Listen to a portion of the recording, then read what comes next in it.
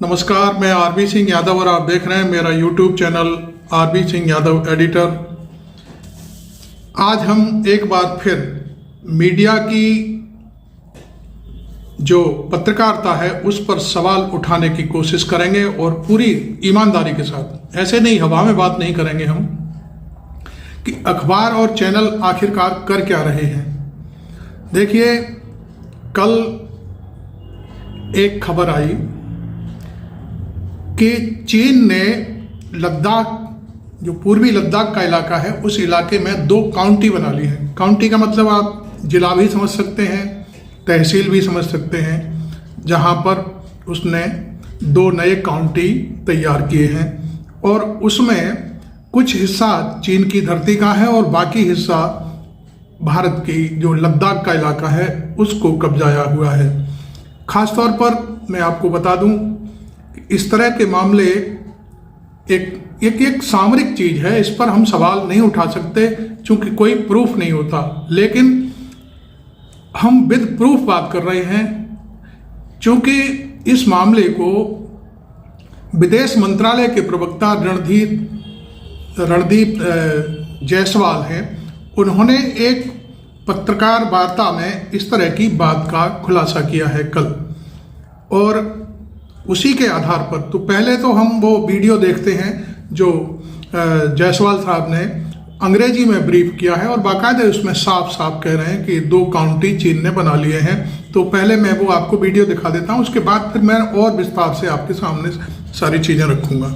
तो देखिए ये वीडियो जायसवाल साहब का। By China, and one of those county has a significant part of upside China into it. So what will be your response on that? We have seen the announcement pertaining to the establishment of 2 new counties in Hotan Prefecture of China.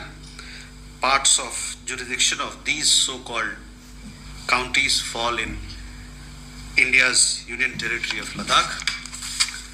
We have never accepted the illegal Chinese occupation of Indian territory in this area. Creation of new counties will neither have a bearing on India's long-standing and consistent position regarding our sovereignty over the area, nor lend legitimacy to China's illegal and forcible occupation of the same. We have lodged a solemn protest with the Chinese side through diplomatic channels on this matter. 3 महीने पहले धूम आपने देखा कि उन्होंने एकदम clear cut book कहा है। ये तो बात हमने एक प्रूफ के तौर पर जो हम वीडियो बना रहे हैं वो आपके सामने रखी है कि चीन ने 2 काउंटी बना लिए हैं और उसमें भारत की जमीन भी शामिल है और उन्होंने बाकायदे कहा है कि हम ये बर्दाश्त नहीं करेंगे। अब सवाल उठता है कि ये खबर मीडिया ने क्यों दबाई। मीडिया वो खबरें हाईलाइट करता है जिसमें हमारे प्रधानमंत्री जी नरेंद्र मोदी की छवि बहुत ऊंचे तक जाती है। अब आप कहेंगे कि ये कहां से ले आए आप, हम ला नहीं रहे हैं, ये हकीकत है। पिछले 22 अक्टूबर 2024 में एक छोटा सा कोई समझौता हुआ था चीन और भारत के बीच में। उसमें उन खबरों को इस तरह से छापा गया, मैं किसी अखबार का नाम नहीं लेना चाह रहा, कोई भी अखबार देश का ऐसा नहीं था, चैनल नहीं था जिसको गुणगान ना किए गए हों कि एक मजबूत नेता ने कितना बड़ा फैसला कर लिया है, चीन को झुका लिया है और चीन के साथ समझौता हो गया है। ये सारी बातें उन खबरों में कही गई थी। लेकिन कल प्रवक्ता की जो प्रेस कॉन्फ्रेंस थी, उस प्रेस कॉन्फ्रेंस को जिस तरह से मीडिया ने दबाया है, जिस तरह से खबरों को पीछे के पन्नों पे धकेल दिया है, पूरी खबर नहीं छापी गई है। उसमें एक अखबार नहीं, 24 अक्टूबर के अखबार उठा करके देखें आप, 2024 के times of India, Indian express, Hindustan times और तमाम हिंदी के जो अखबार हैं, अपने आप को बहुत बड़ा 30 मार्का अखबार कहते हैं, उन्होंने भी लीड खबरें बनाई थी। लेकिन कल की खबर जो जायसवाल जी जो प्रवक्ता हैं विदेश मंत्रालय के, उन्होंने बाकायदे कहा कि चीन ने 2 काउंटी बना ली है और उसमें भारत की जमीन का हिस्सा भी है।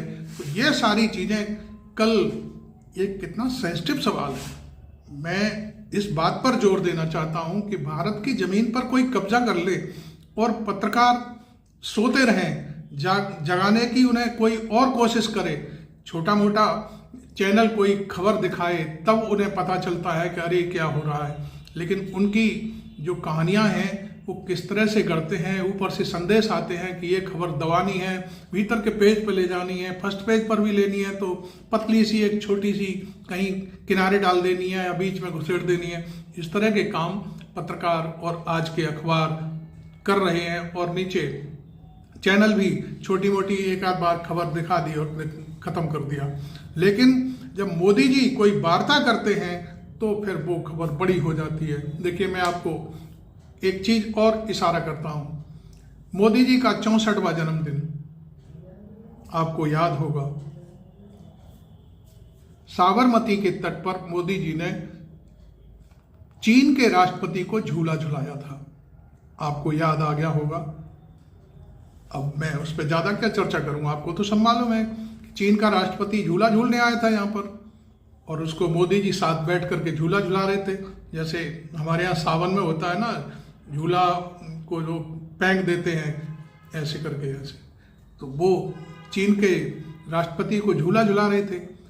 उसी चीन के साथ किसी जमाने में मैं समझता हूँ 70 लाख अरब डॉलर का व्यापार हो रहा था और अब मोदी जी के ज़माने में वो शायद 1 अरब लाख डॉलर से भी ज़्यादा, मिलियन में मुझे ज़्यादा संख्या नहीं मालूम, लेकिन कई गुना ज़्यादा बढ़ गया है।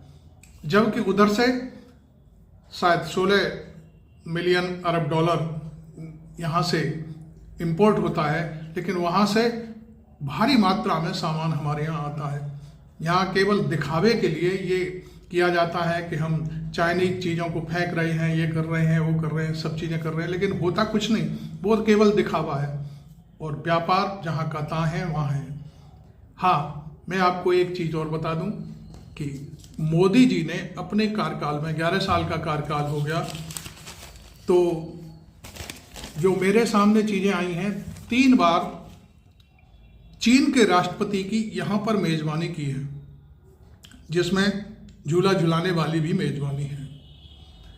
मोदी जी ने 5 यात्राएं की हैं चीन जाने की और 18 बैठकें की हैं। इसके बावजूद भी 2020 में हमारे 20 सैनिक मारे गए, आपको शायद याद होगा, शायद आप भूल गए होंगे, क्योंकि आप तो अखबार ही एक पढ़ते हो, कोई एक अखबार उठा लिया वही चलता रहता है, वो क्या छाप रहा है क्या नहीं छाप रहा है, पिछले दिन उसने क्या छापा, आज क्या छापा है, कल क्या छापेगा, इन सब चीज़ों से आपको कोई लेना देना नहीं है, क्योंकि आप पाठक हैं। आपको तो बस केवल अखबार देख लिया, छुट्टी हो गई, अखबार ने 24 अक्टूबर को क्या छापा था, कल क्यों नहीं ये खबर छापी जो विदेश मंत्रालय ने बाकायदे कहा है, विद प्रूफ कहा है कि चाइना ने 2 काउंटी बना लिए हैं। तो ये बहुत सारी चीज़ें ऐसी हैं जो मैं आपको बता रहा था इस वीडियो में। दूसरी बात, उस समय 19 जून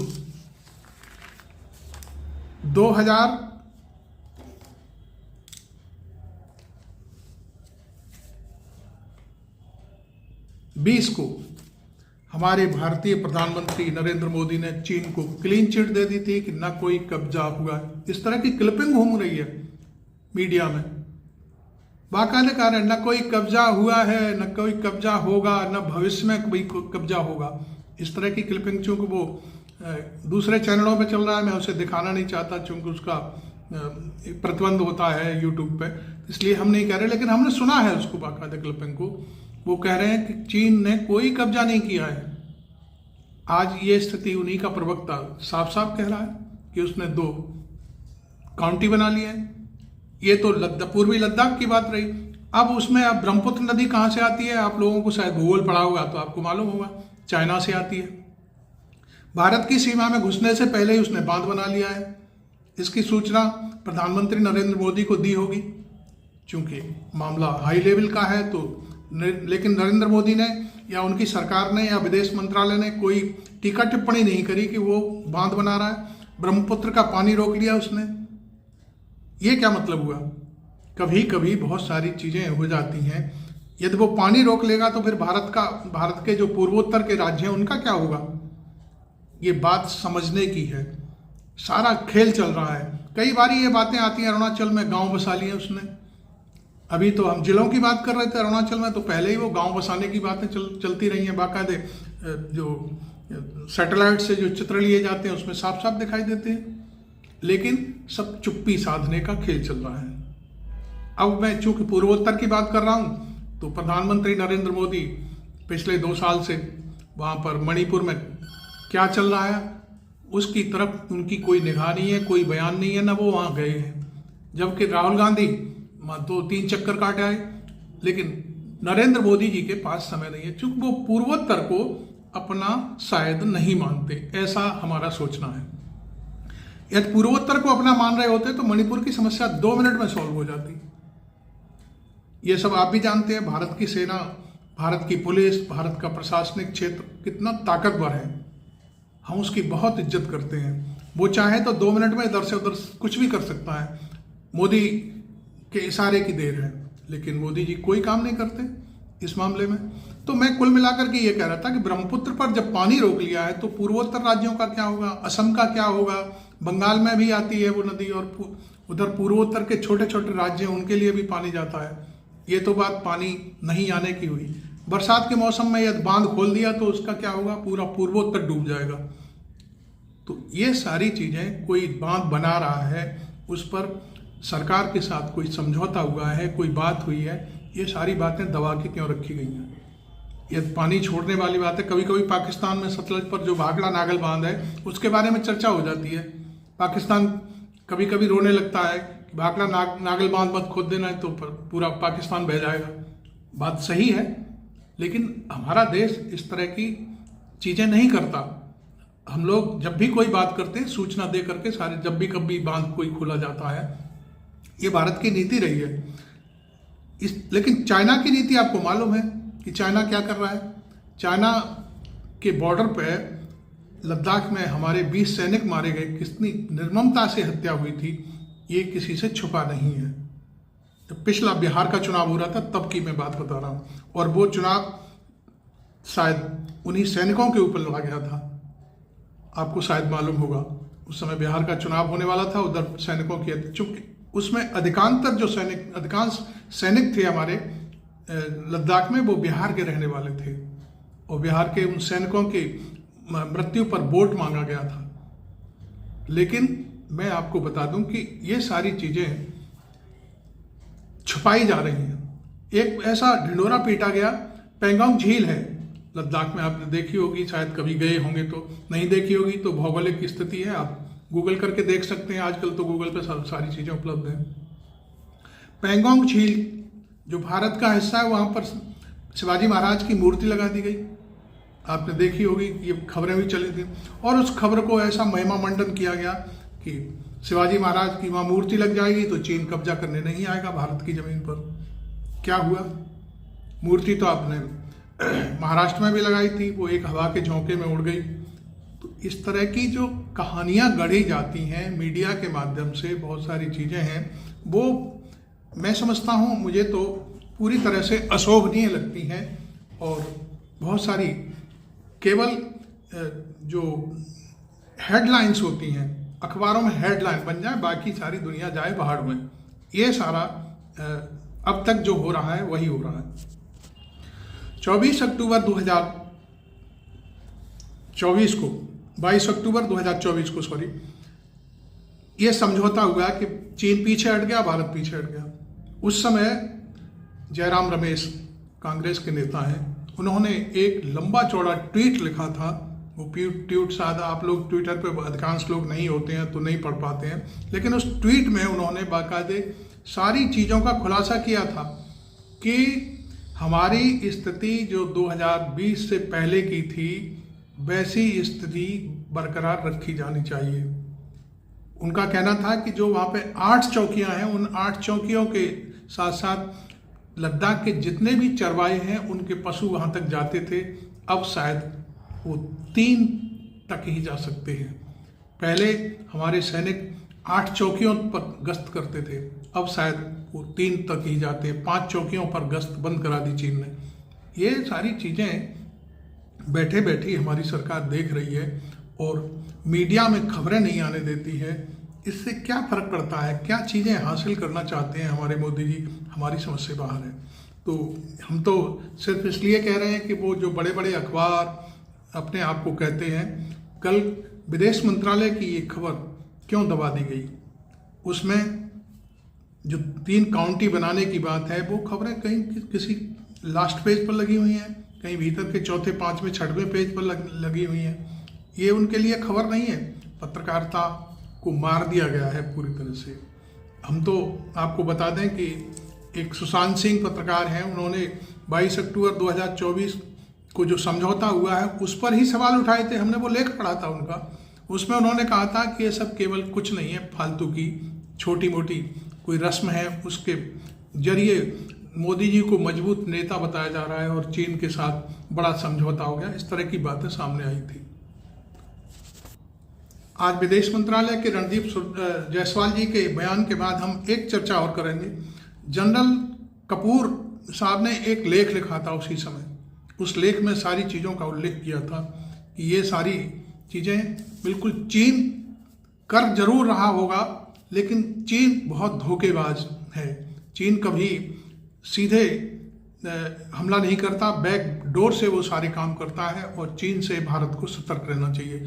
ये बताइए, जनरल कपूर ने 2024 में ही जब ये लेख लिखा था, उस समय उस लेख की जो पंक्तियां थी वो मुझे याद हैं, वो आज सही साबित हो रही हैं कि चीन वास्तव में पीछे से डंक मार रहा है और भारत इस डंक से बेखबर है।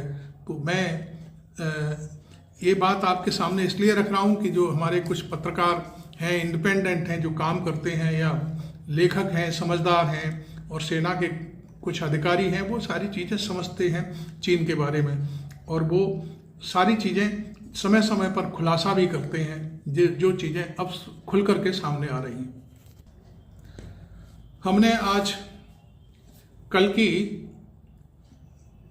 विदेश मंत्रालय के प्रवक्ता रणदीप जायसवाल जी के बयान को लेकर के जो खबरों को तोड़ मरोड़ करके पेश किया गया या छापी ही नहीं गई, उन पर ये वीडियो तैयार किया है। आपने हो सकता है ये पूरा वीडियो देखा हो मेरा।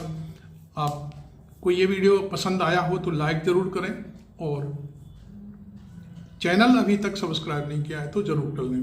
Thank you very much. मैं आरवी सिंह यादव।